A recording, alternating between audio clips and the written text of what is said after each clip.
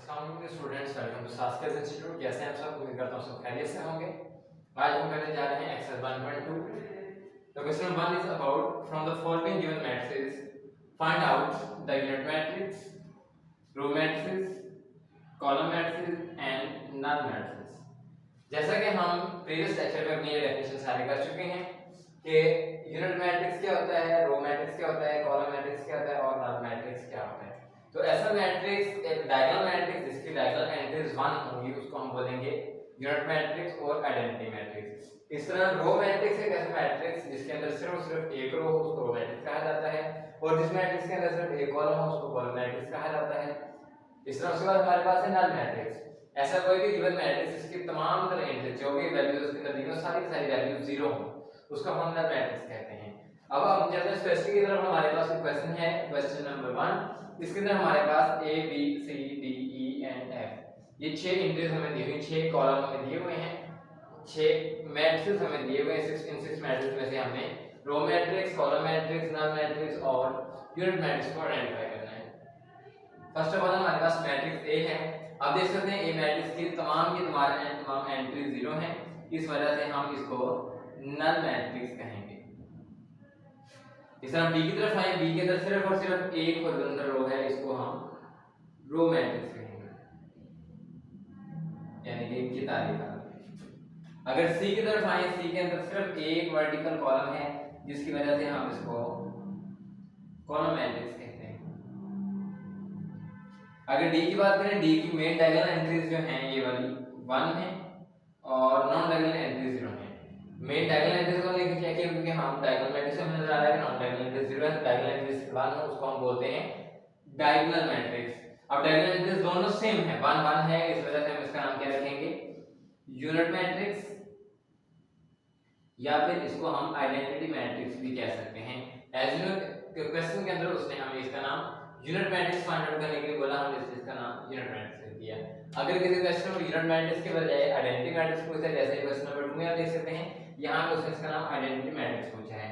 अगर हम इसमें कोई चेक करेंगे कहीं पे हमें यूनिट मैट्रिक्स मिलता है, जैसे ये वाला है, हम इस मैट्रिक्स को क्या रखेंगे, यूनिट मैट्रिक्स के बजाय हम इसको आइडेंटिटी मैट्रिक्स लिख देंगे, क्योंकि यूनिट मैट्रिक्स और आइडेंटिटी मैट्रिक्स दोनों एक ही मैट्रिक्स के दो नाम हैं। ठीक है। अब हमारे पास ई की तरफ आते हैं। ई के अंदर एक ही एंट्री है, वो एंट्री 0 है, जिसकी वजह से हम इसको नल मैट्रिक्स कहेंगे।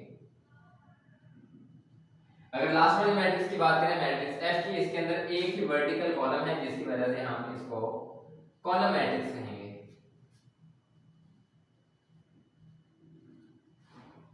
अगर हम आए क्वेश्चन नंबर 2 पे, क्वेश्चन नंबर 2 से हमसे पूछा है from the following matrix identify square matrix. Square matrix क्या होता है? ऐसा कोई भी मैट्रिक्स स्क्वायर मैट्रिक्स कहलाता है अगर उसकी तमाम नंबर ऑफ रोज और तमाम नंबर ऑफ कॉलम्स आपस में क्या हो, इक्वल हो। मतलब उसके अंदर जितने रोज दी हैं उतने कॉलम दिए हों, रोज और कॉलम्स की तादाद इक्वल हो, तो उसको हम स्क्वायर मैट्रिक्स कहते हैं। जबकि रेक्टेंगुलर मैट्रिक्स क्या होता है, एक ऐसा दिया गया मैट्रिक्स जिसके अंदर जितने भी हमें मैट्रिक्स के रोज और कॉलम्स दिए गए हैं उनकी तादाद सेम ना हो, अलग अलग हो, या रोज ज्यादा हो कॉलम कम हो, या रोज कम हो कॉलम ज्यादा हो, ये तादाद सेम ना हो, उसको हम रेक्टेंगुलर मैट्रिक्स कहते हैं। रो मैट्रिक्स हम ऑलरेडी इधर पढ़ चुके हैं अभी, और प्रीवियस लेक्चर में उसको डिटेल में पढ़ा था कि जिसके अंदर सिर्फ सिंगल रो हो, एक रो हो, उसको हम रो मैट्रिक्स कहते हैं। देन कॉलम मैट्रिक्स आ गया। कॉलम मैट्रिक्स हमने पढ़ा है जिसके अंदर सिर्फ एक कॉलम हो। आइडेंटिटी मैट्रिक्स, जैसा कि मैंने आपको भी बताया कि यूनिट मैट्रिक्स और आइडेंटिटी मैट्रिक्स एक ही मैट्रिक्स के दो नाम हैं।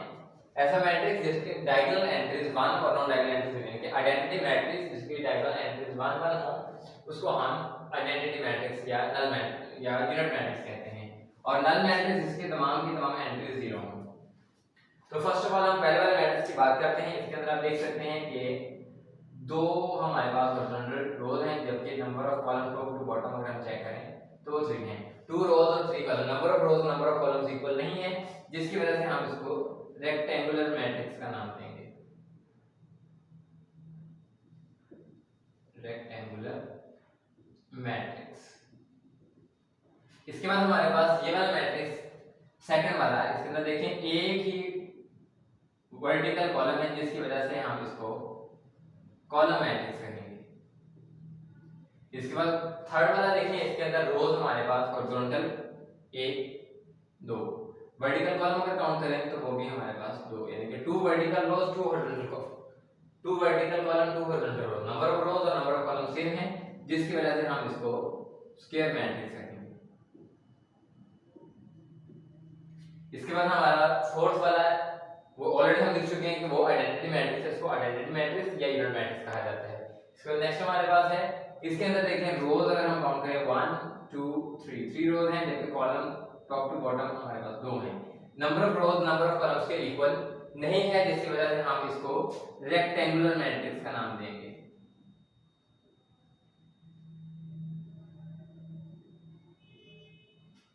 इस तरह ये जो हमारा कॉलम मैट्रिक्स है इसको हम रेक्टेंगुलर मैट्रिक्स भी कह सकते हैं, क्योंकि इसके अंदर रो आपको 3 नजर आ रही हैं और कॉलम टॉप टू बॉटम 1 है, इस वजह से हम इसको रेक्टेंगुलर भी कह सकते हैं। इसके बाद अगर इस मैट्रिक्स पे हैं, इसके अंदर एक ही हॉरिजॉन्टल वर्टिकल रो है, जिसकी वजह से हम इसको रो मैट्रिक्स कहते हैं। और अगर कॉलम के एतबार से इसको काउंट करें तो कॉलम हमारे पास इसके 3 बन रहे हैं, इस वजह से इसको रो मैट्रिक्स भी कह सकते हैं और इसको रेक्टेंगुलर मैट्रिक्स भी कह सकते हैं। इस तरह इसके अगले वाले को चेक करें, अगर उसके अंदर सिर्फ एक ही कॉलम है, इस वजह से हम इसको कॉलम मैट्रिक्स भी कह सकते हैं। और अगर हम रोज को भी साथ काउंट करें तो रोज की तादाद कॉलम की तादाद के इक्वल नहीं है, जिसकी वजह से हम इसको रेक्टेंगुलर मैट्रिक्स भी कह सकते हैं। उसके बाद नेक्स्ट वाले मैट्रिक्स की बात करें तो उसके अंदर नंबर ऑफ रोज और नंबर ऑफ कॉलम्स, रोज कितनी हैं 1 2 3, इसमें 3 हमारी रोज हैं और 3 ही वर्टिकल कॉलम हैं, जिसकी वजह से हम इसको एक स्क्वायर मैट्रिक्स कह सकते हैं। Number of rose number of column के इक्वल है, ये हमारा एक स्क्वायर मैट्रिक्स कहलाएगा। इस तरह इससे अगले वाले मैट्रिक्स की हम बात करें, इसके अंदर देखें तमाम की तमाम एंट्रीज 0 हैं, जिसकी वजह से हम इसको नल मैट्रिक्स कहेंगे। इसके साथ साथ नल मैट्रिक्स के अलावा हम इसको रेक्टेंगुलर मैट्रिक्स भी कह सकते हैं, क्योंकि इसके अंदर 2 वर्टिकल कॉलम है और 3 हॉरिजॉन्टल रोज है। रोज की तादाद और कॉलम्स की तादाद इक्वल नहीं है, number of rose number of column equal नहीं है, जिसकी वजह से हम इसको रेक्टेंगुलर मैट्रिक्स भी कहते हैं। डायगोनल मैट्रिक्स के बाद हमारे पास आ जाता है scalar matrix. A diagonal matrix is called scalar matrix if the diagonal entries are same. ऐसा कोई भी diagonal matrix जिसकी diagonal entries सेम हो, एक जैसी हो एंड नॉन जीरो, और वो जीरो नहीं होनी, उसको हम बोलेंगे स्केलर मैट्रिक्स। इस तरह diagonal matrix in which diagonal entries are same and 1, जिसकी diagonal entries 1 होंगी उसको हम बोलेंगे यूनिट मैट्रिक्स। यहाँ पे हमने 3 मैट्रिक्स को स्टडी किया।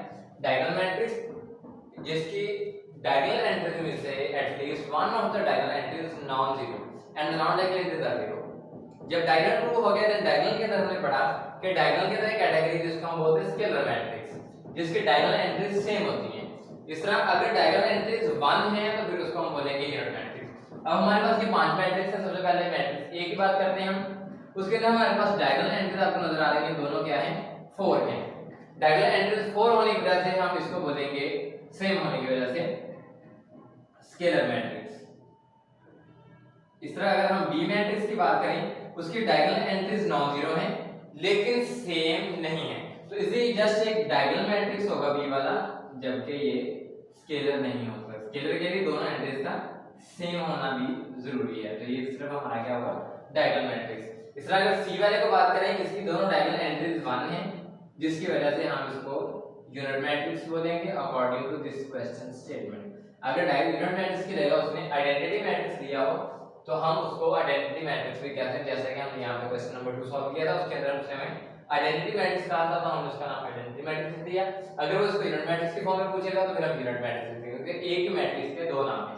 इसलिए अगर अगले की बात करें, इसके डायगोनल एंट्रीज में से एक एंट्री देखें 3 जो है वो नॉन जीरो है, जबकि नॉन डायगोनल एंट्री 0 है, जिसकी वजह से हम इसको डायगोनल मैट्रिक्स का नाम देंगे।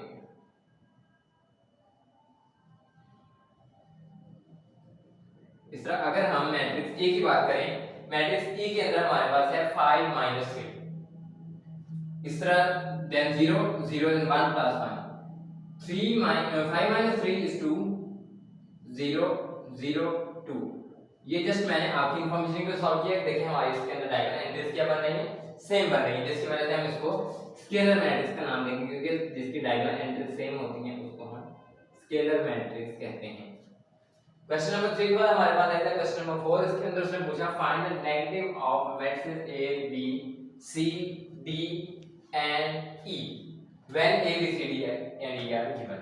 अब हमारे पास एक मैट्रिक्स हमें गिवन है ए, उसके अंदर अगर हम इसका नेगेटिव मैट्रिक्स फाइंड आउट करना है तो उसको माइनस से इंडिकेट करते हैं, हमने पढ़ा था, और उसकी तमाम जो एंट्रीज है उनके साइन क्या कर देंगे, चेंज कर देंगे। किसी भी दिए गए मैट्रिक्स का नेगेटिव फाइंड आउट करने के लिए हम उसकी जो एंट्रीज गिवन है उनका साइन चेंज कर देते हैं, एक्सेप्ट जीरो के अलावा, क्योंकि जीरो एक न्यूट्रल नंबर होता है।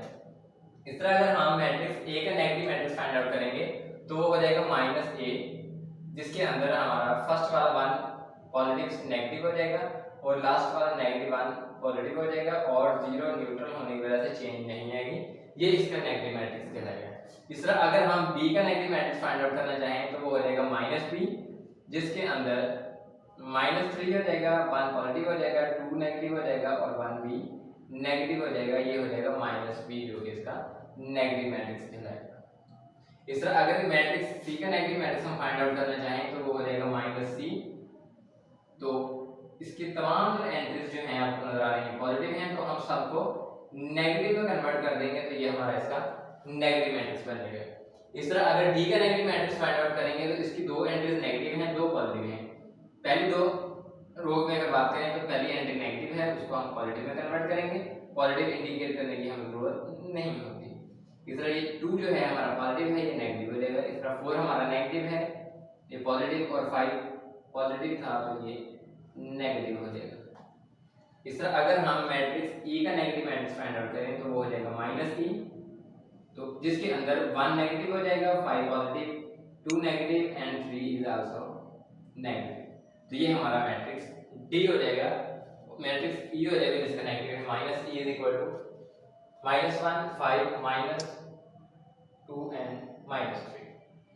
इसके बाद क्वेश्चन नंबर 5 के अंदर उसने बोला find the transpose of the following matrix. दिए गए मैट्रिक्स का हमने ट्रांसपोज फाइंड आउट करना है।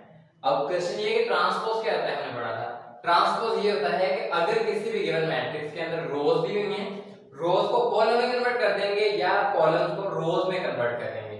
रो को कॉलम में इंटरचेंज करें या कॉलम को रो में इंटरचेंज करें, तो जो हमारा ऑब्टेनिंग मैट्रिक्स होगा उसको हम transpose of the given matrix कहते हैं। जैसे हमारे पास मैट्रिक्स ए है, इसका ट्रांसपोज हमारे पास होगा जिसको हम ए ट्रांसपोज ए की फॉर्म में रिप्रेजेंट करते हैं। इसके अंदर देखिए आपको ए की वर्टिकल कॉलम नजर आ रहा है, उसको हम हॉरिजॉन्टल रो में कन्वर्ट करेंगे, 0 1 -2, ये हमारा हो जाएगा इसका ट्रांसपोज। इस तरह अगर हम मैट्रिक्स बी का ट्रांसपोज फाइंड आउट करना चाहें तो B transpose is equal to, ये एक ही रो दी हुई है, इसको हम कॉलम में कन्वर्ट करेंगे, 5 1 -6, ये इसका ट्रांसपोज है। इस तरह अगर हम सी का ट्रांसपोज फाइंड आउट करना चाहें तो C transpose will be like this one. अगर मैं सी को यहां सॉल्व कर लेते हैं, देखिए सी का ट्रांसपोज होगा, C transpose is equal to, first row का फर्स्ट कॉलम बनेगा तो 1 2, सेकंड रो 2 -1 है, इसका सेकंड कॉलम बनेगा 2 -1। इस तरह अगर थर्ड रो की बात करें 3 0, उसका थर्ड कॉलम बनेगा 3 एंड 0, ये हमारा हो जाएगा सी ट्रांसपोज। अब इसके बाद हमारे पास है डी ट्रांसपोज। तो डी का ट्रांसपोज क्या हो जाएगा हमारे पास, इसके अंदर देखिए हमारे पास 1 2 रोज हैं, इसके अंदर हम ये 2 रोज को 2 कॉलम में कन्वर्ट करेंगे, तो ये हमारा डी का ट्रांसपोज हो जाएगा। So D transpose will be 2 3 -4 and 5। D के बाद हमारे पास है ए ट्रांसपोज। ए ट्रांसपोज में भी आप देख सकते हैं कि 2 रोज हैं, 2 रोज को आप 2 कॉलम में कन्वर्ट करेंगे तो हमारा ये ट्रांसपोज निकल आएगा। इस तरह एफ का ट्रांसपोज हम निकालना चाहें तो एफ के अंदर हमें 2 रोज नजर आ रही हैं, हम दोनों रोज को कॉलम्स में कन्वर्ट करेंगे तो हमारे पास एफ का ट्रांसपोज आ जाएगा। इसके बाद क्वेश्चन नंबर 6 है जिसके अंदर उसने बोला verify if a is equal to 1 2 0 1 and b is equal to 1 1 2 0, then a transpose is equal to a, b transpose is equal to b। अगर हम a वाले को सॉल्व करें तो a की वैल्यू हमें गिवन है, लेफ्ट हैंड साइड के लिए अगर हम सॉल्यूशन करने जा रहे हैं इसका, तो हमारे पास लेफ्ट हैंड साइड में के लिए a की वैल्यू गिवन जो है वो क्या है, 1 2 0 1, ये हमारा a मैट्रिक्स है। अगर हम इसका ट्रांसपोज अप्लाई करेंगे, ट्रांसपोज अप्लाई करने पे क्या हो जाएगा, फर्स्ट रो का फर्स्ट कॉलम बन जाएगा, इसमें 1 2 एंड सेकंड रो का सेकंड कॉलम बनेगा 0 1, ये हमारे पास आ जाएगा A ट्रांसपोज। देन अगर ट्रांसपोज का दोबारा ट्रांसपोज अप्लाई करते हैं, क्योंकि लेफ्ट हैंड साइड हमारे पास A ट्रांसपोज का ट्रांसपोज है, देन A ट्रांसपोज का ट्रांसपोज इज इक्वल टू, अब फिर फर्स्ट रो का कॉलम बनेगा 1 0, सेकंड रो का कॉलम बनेगा 2 1। अब देखिए सेकंड ट्रांसपोज लेने के बाद वही वैल्यू बन गई जो गिवन A की वैल्यू थी, A ट्रांसपोज का ट्रांसपोज इक्वल टू A, यही हमें प्रूव करना था। Hence verified that A transpose का ट्रांसपोज इक्वल टू होता है गिवन मैट्रिक्स A के। ये हमारा क्वेश्चन कंप्लीट हो गया। सिमिलरली बी पार्ट जो है उसके अंदर आपने B के ट्रांसपोज का ट्रांसपोज अप्लाई करना है, उस क्वेश्चन को आप सेल्फ सॉल्व कर लेंगे।